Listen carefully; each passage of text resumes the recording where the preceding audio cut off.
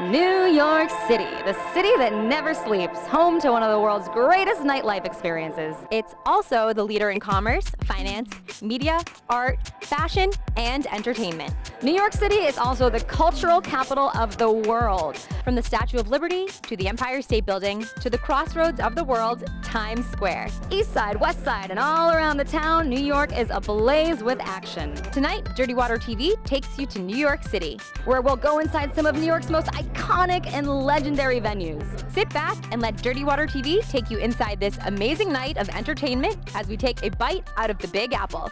Dirty Water TV is next.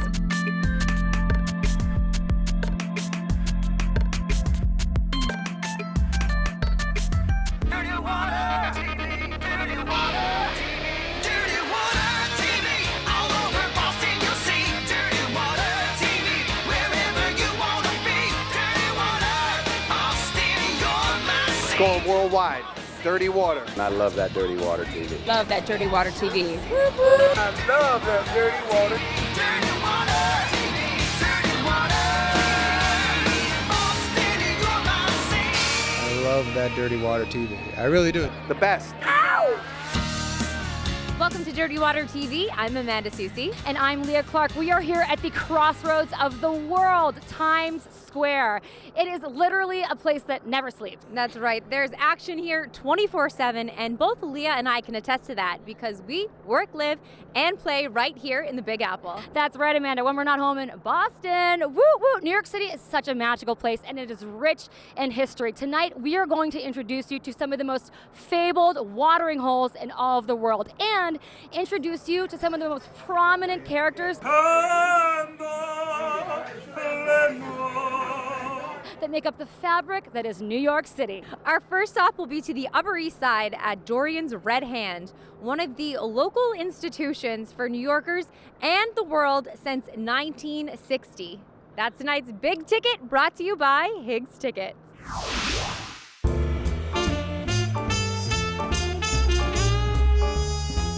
Serving New York City's smartest, most fun, and most influential folks, friends, and families for over 50 years. First opened in 1960, Dorian's Red Hand has been a staple of Manhattan's Upper East Side for decades. We love that it's always a fun vibe, no matter what's happening in the city. It's always a good time. You can always find people to hang out with, and you make new friends.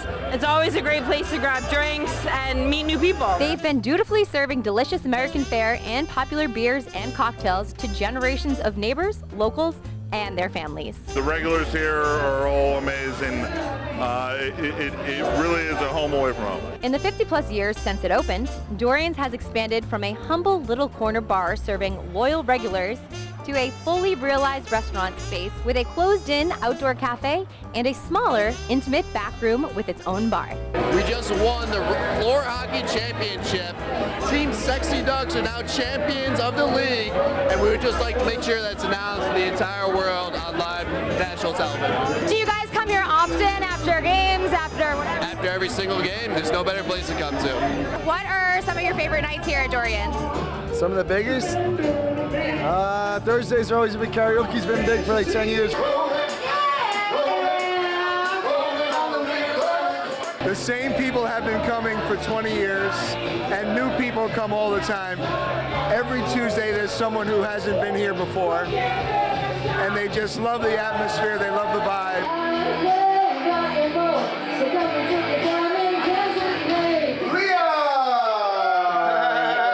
Dorian's is a must-stop for anyone traveling to the Big Apple.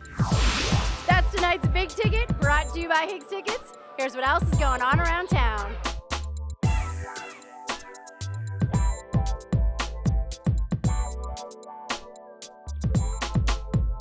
Hi, I'm Higgs, so call me, get tickets, and be part of the action. We had so much fun at Dorian's. It is a must-stop on any New York City itinerary. Now I'm going to send it over to Amanda, who is at another New York City hotspot, 235th. Thanks, Leah.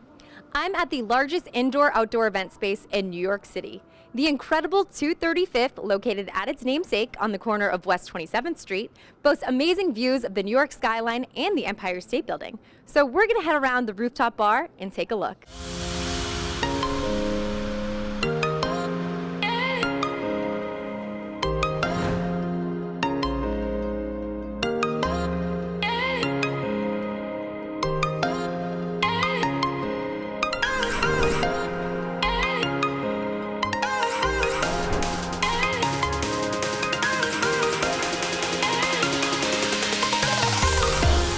235th is New York's premier live music venue, restaurant, and bar. Located in the heart of New York City, 235th is the place to be for good food, good fun, and enjoyment.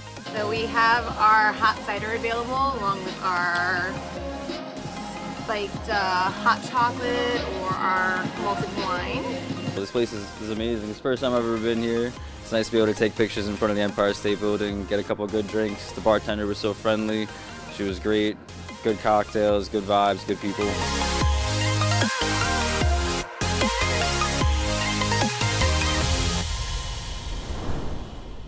I think our door policy and our welcoming attitude towards everybody is something that certainly draws people here.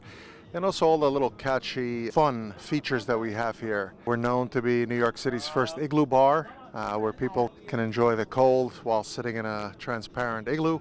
We added a bunch of cabins this year with heaters as well, hot drinks, snuggies. And it's also a great place to really meet people. Even if you're not single, it's just to meet new people from around the world and from New York.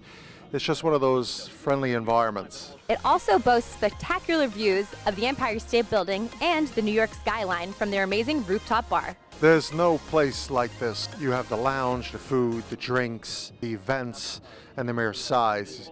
Most rooftops are either very difficult to get into, you can't sit, you need a reservation, it's booked out months in advance. We're sort of a mixture of everything: a lounge, event space, bar, music venue, comedy club, movie theater. What, you have all of that going on here? We do. We have movies in January, February in the igloos. We have comedy nights. We just had Sarah Silverman here on Wednesday. We've had anywhere from Taylor Swift, Brad Paisley performing right behind us. 235th is the place to be for good food, fun, and enjoyment.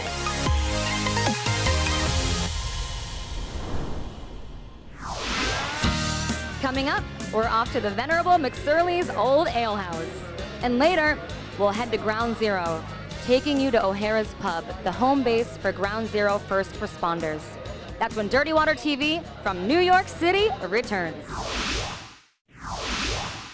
Hey guys, welcome back to Dirty Water TV. I'm Leah Clark. So I am standing outside New York City's oldest continually operated saloon, McSorley's Old Ale House. Established in 1854, this place has seen the likes of Abe Lincoln, John Lennon, and more. So let's go inside and feel all that history, shall we?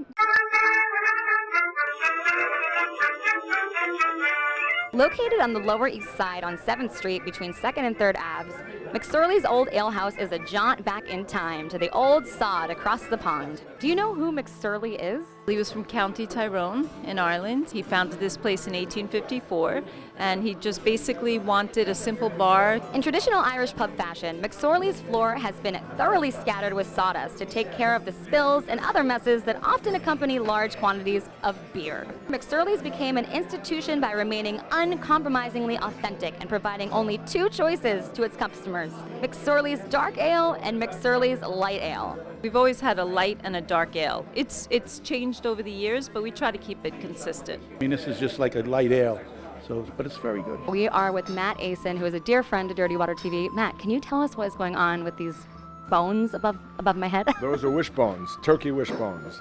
Back in World War I, before even I was born, before the boys went off to war, they'd have the last meal here, and they'd put the chicken bone up there, the turkey bone up there, and when they came back after the war,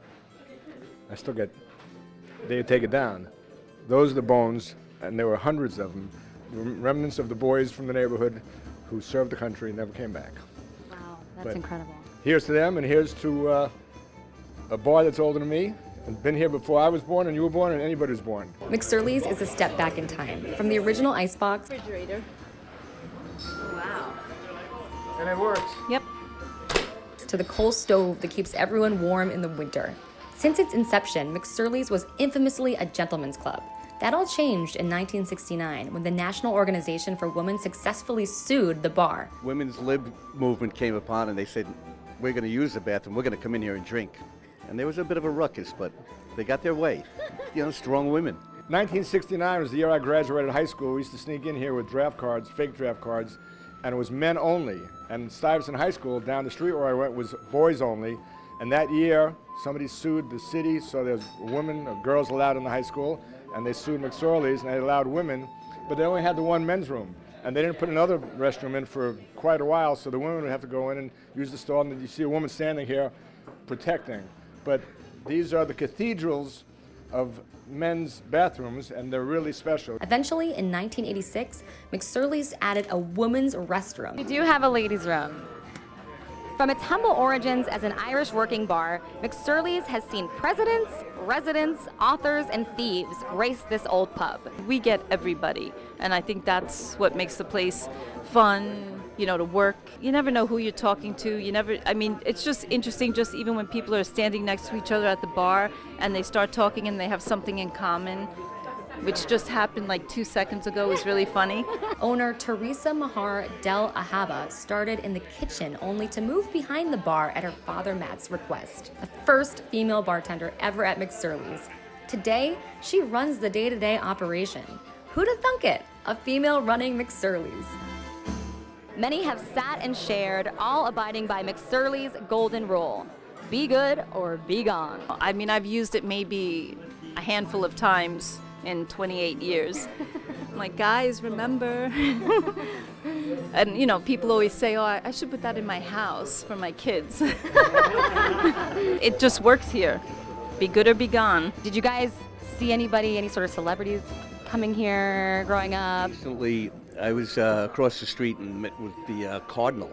And he was walking down the street and he saw the place. He waved to the guys outside. He says, guys, I'll be back 15 minutes. I'm going to get a haircut. Sure enough, he came back and had some lunch. Amazing. Well, I think we should cheers. Should we cheers? Cheers. Cheers, you guys. Cheers to McSorley's. Great to see you. Hey! Old friends. Old friends. Went to kindergarten together. Dirty Water TV. Up next, we'll take you to O'Hara's Pub at Ground Zero. That's when Dirty Water TV from New York City returns. Welcome back to Dirty Water TV. I'm Leah Clark. 9/11 has touched Americans in profound ways, uniting us like no other time in history since World War II. Today, I'm standing in front of O'Hara's Irish Pub right here at Ground Zero. O'Hara's was severely damaged during the 9/11 terrorist attacks. Unconfirmed reports this morning that a plane has crashed into one of the towers. We were getting ready for the day, and then when the first plane had hit, I was on the phone with someone in the Trade Center. And it got a little confusing. People started coming in here, the phone's ringing, didn't know what was going on. So they evacuated some of the buildings over there. The commodity traders were all over there. So they get evacuated, they come here 8:30 in the morning, the bar's full. They're all drinking. We had the TV on, still didn't know what was going on. And then the second one hit while we were watching the TV. So now you knew something was wrong. We got everybody out of here, and there were still about 6 of us in here when the first tower collapsed. And we thought this place was coming down.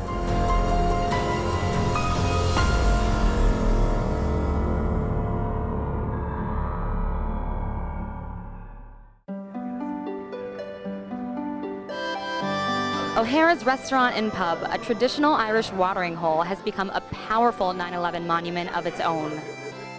It has gained such a reputation among our group that it's not just across America, it's across the world. Firefighters from all over the world know to come to O'Hara's.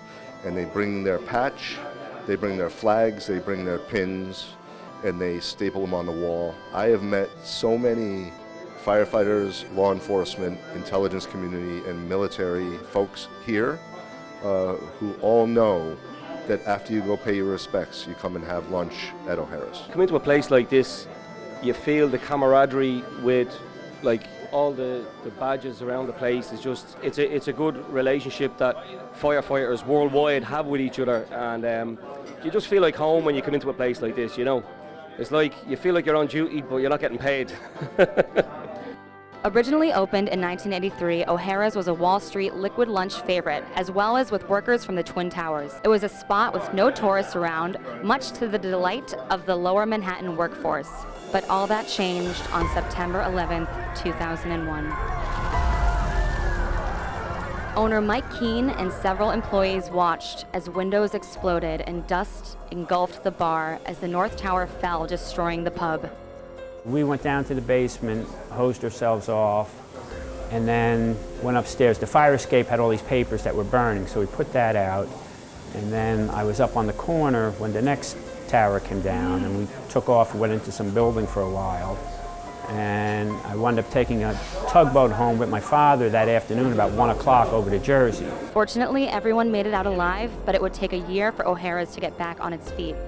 Firefighters and first responders, as well as tourists, gather at O'Hara's to have a pint and stand united in the shadows of Ground Zero. And today, the 9/11 Museum stands as a tribute to all that were lost on that day. The museum opened in May 2014, and so we've been running ever since. Where were you on 9/11? You said you were a New Yorker. I'm a New Yorker. I was at home in Brooklyn. I remember my kids coming back from school, and I went out to get them, sort of meet them in the street, and it was very thick. The cloud was very thick. And all of a sudden, sort of emerging from that dust cloud, I saw the outlines of my 3 kids. And I will just, I'll never forget that, because, in the middle of everything, I thought, my God, what are these children going to have to deal with in the world? Firefighter Tim Brown, who worked inside the Twin Towers for the emergency management, talked to us about that fateful day.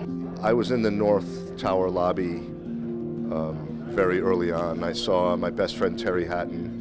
I saw my other good friend Chris Blackwell, my good friend Patty Brown, and a lot of my friends, and I was the last one to see them alive, who lived, right? I spoke with them, I interacted with them, and they knew that when they went in that stairwell and went up, they knew, because they said it to me, that they were probably not coming back. But you know what? They still did it.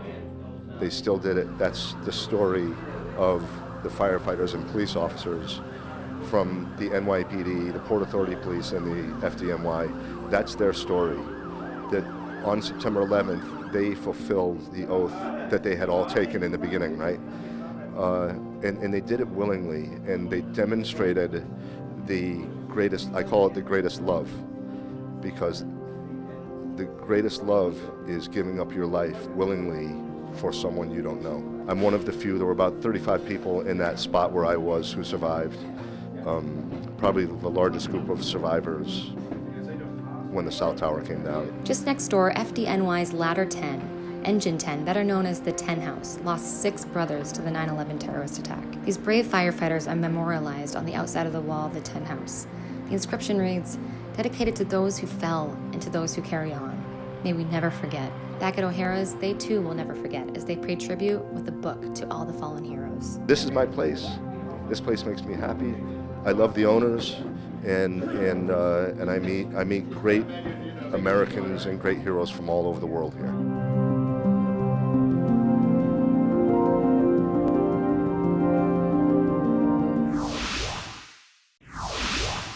Welcome back to Dirty Water TV. I'm Amanda Susie. Our next stop will be the Dead Rabbit, a local award-winning Irish pub known for its exceptional hospitality, Guinness, and of course, its world's famous Irish coffee.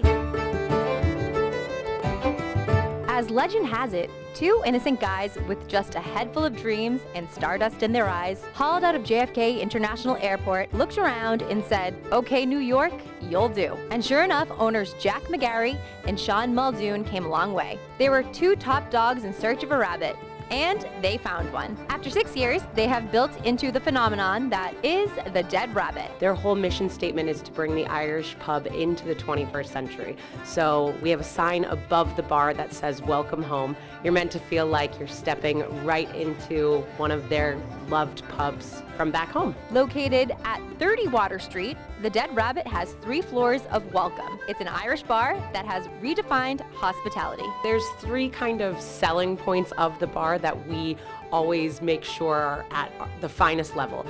The first is Guinness. Obviously, we get a lot of Irish tourists and New Yorkers, Bostonians, everyone who doesn't love a great proper pint.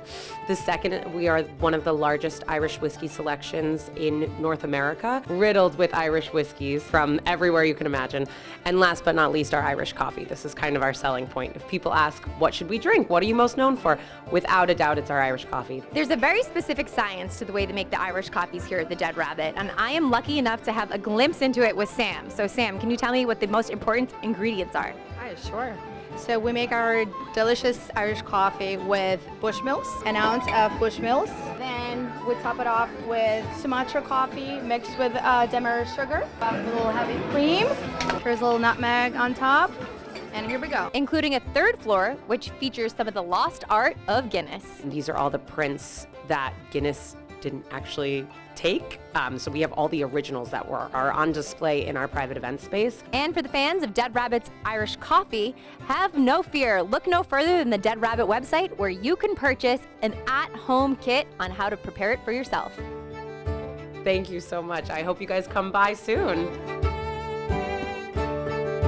We had a great time this week going all over New York City with our Dirty Water Media crew. It's so good to be back with our Bostonians. It really is. It really, really is. New York is an amazing place. Thank you so much to all the venues that had us this week, chit-chatted with us, had some cocktails and amazing drinks with us. Also, for all your social media needs, follow us at Dirty Water Media. And for all your nightlife news, dirtywatermedia.com. That's where you go. Well, we may be New Yorkers now, but we cannot forget where we came from. Boston will always be our home. And we still love that expression that we say there. We have that saying. Yeah, we have that saying. Yeah. The weekend may be over, but the party never ends on Dirty Water TV.